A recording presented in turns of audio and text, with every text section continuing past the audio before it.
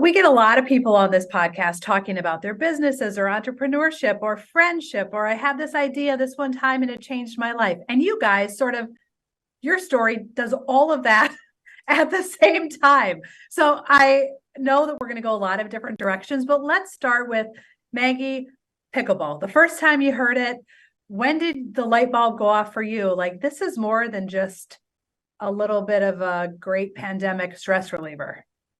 Yeah, for sure. So I actually grew up playing tennis, so I've been familiar with kind of like racket paddleball sports my entire life, and played pickleball for the first time before COVID at a resort that my family grew up going to. We had no idea like how to keep score or how to play, but we just thought it was fun hitting a wiffle ball with a plastic paddle. So fast forward to the pandemic, I was at my mom's house, who lives on 7 acres with all three of my siblings. And we built a pickleball court. So we literally poured cement, painted the court, painted the lines, and it totally changed my family dynamic. So it was something that we look forward to doing every day when we were finished with work, or my brothers were both in college at the time. And so we played all afternoon, all night. My parents, even my grandparents, would come over sometimes and play, and went to look for paddles and just couldn't find anything that really matched my lifestyle in terms of recreation, aesthetic, just a fun brand that accompanied how fun the sport is. So for people that don't understand, the paddle is sort of like bigger than a ping pong paddle, smaller than a tennis racket, no strings. Is there a better way to describe it? That's correct. It's made out of a honeycomb plastic. So most ping pong paddles are made out of a wood composite. Tennis rackets are made more out of like an aluminum or carbon fiber. Pickleball paddles are made out of plastic and very lightweight. But yes, in terms of size, bigger than a ping pong paddle, smaller than a tennis racket. And when you're talking about aesthetic, were the paddles that you could find ugly or not the right shape? Like, what about it did you think, man, there has to be something better out there? I'm passing that to Grace because she is the creative genius behind all of it. Yeah, I mean, the colors were very competitive, like black neons. Nothing just fit our lifestyle and aesthetic, and everything else in my car, in my closet, in my house. She's saying it nicely. They look like they were made from literally 2022. Yeah. Like, I mean, no, 2002. Yeah. I was like, wait a minute. I feel like volcanoes. 2022. Okay, got it. Yeah, a lot of volcanoes, dragons, things like that. And we were like, I think that this could look a lot better than it currently does. So you're playing a lot of pickleball. You call your friend Grace and say, I think there's an opportunity here. Or like, what was the light bulb moment? Well, I tried to be strategic with how I approached Grace. And so you didn't want to scare her off, right? I tried to do it myself. So I was like, this is the logo. These are the patterns. Got samples and took it all over to her house. We have a picture of like all the paddles laid out, and her baby was just learning to crawl and was like crawling all over the original ones. But she was like, oh God, yeah, like I get the vision, but this definitely needs some cleanup.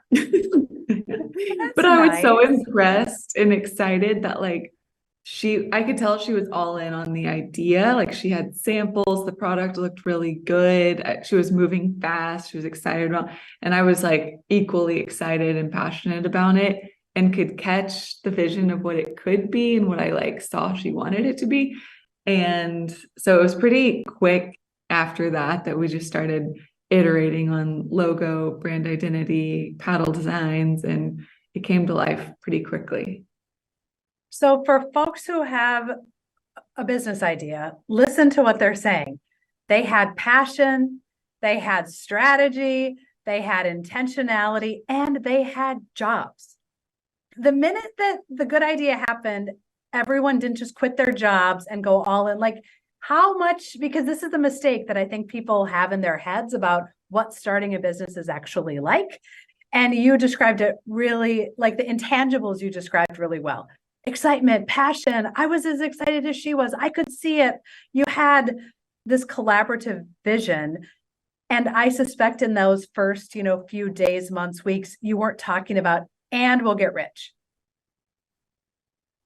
Right? Because No. See, they like had this big awkward pause looking at me like, what are you talking about? Because actual entrepreneurs don't finish the sentence with, and we'll get rich. Because at the beginning, what do you know? And we're going to go broke for a while. And it's going to be really expensive for a while. So I wanted to pause because you said a lot of like really good nuggets that I think is valuable for people to hear. So you both have lives and things happening in your lives, and you have this great idea. How do you make it real? I think that's honestly one of the harder things, is just like execution in terms of like when you have an idea. And I don't really know. I think you just like have to keep moving. And something I always tell myself is one more no closer to a yes. So anytime I would get rejected by a supplier, or they said, we don't have that, I would be like, okay, well, do you know someone who might? Or like, do you know of another company who might have what I'm looking for? And just like use the like no momentum to get me closer to a yes, or someone who does make paddles or does have the kind of plastic that we need, etc. But it is hard, and it's hard to like not get, go down because you're getting so many no's, but you just have to like keep going. Another thing is just, it's not going to be perfect the first time. Like I would go back to brands that I admire. Grace loves this story, but I would go back to brands that I would admire and like look at their Instagram from like the day they launched to like where they are now. And it would give me so much hope and inspiration. I'm like, when they launched, nothing was perfect. Their aesthetic has changed so much. Their products have completely evolved with the brand. So just reminding yourself of that constantly, that it's gonna evolve, and you have to give it space and time to let it evolve into exactly what it's supposed to be. And Grace, wouldn't you say that that is the signature of a good brand, is that it does evolve and it never is satisfied with how it is today, and that every brand looks back 5-10 years and goes, man, we're so much better now? Definitely. Yeah, I think that the brands that make it and are successful are really good at adapting and pivoting and moving and growing with the customer, and don't get too static on one look or one product. And I think that we've done that pretty well, just keeping it really fresh and letting it change and not getting stuck. And you both had expertise in the different things that you're doing. So right now, Maggie, you're the CEO, and Grace, you're the Chief Brand Officer, and you had done professional endeavors in this area before. I don't want anyone to think, who may not, see you or have seen you, to think that you like dropped out of high school to do this. You had professional endeavors and had the confidence to say, I think we actually could make it real. Definitely. I will say that something at Recess we're constantly doing is just embracing a beginnership. I've never led a team necessarily before, but I did work at Uber 4 years prior to Recess, so was familiar with just a startup and the energy around like constantly pivoting, changing, and was doing sales and like launching food delivery in markets that I've never heard of food delivery. So it was a really exciting time to be there. I was really thankful for my experience and having worked at a big company prior to doing something on my own. Yeah, and I was a freelance graphic designer and social media manager, so I helped a lot of small brands like Recess bring their vision to life with their brand identity. So I had a lot of experience being like one step removed from the brand, not actually being so hands-on as being a founder, but I got to see the process and get really good at articulating a brand look and feel and vision visually to a customer. But that being said, I also had never led a team, and like I've learned so many things in the last 2 years about growing a business and contribution margin, and like all these areas I had no idea about 2 years ago. And isn't it sort of good that you didn't know? Because I feel like this was my own such bliss. Like we were like, oh, that sounds like a good price. Perfect. Yeah. People will probably buy it for that price. But now we've learned so much. this is it. I mean, I think about when I started my business and all the things I'm so glad I had no idea about, because had I known, I think I would have been paralyzed with fear. Yeah. Well, and trying to embrace it now, because even if we do start something later on or do something else, it will never be like this.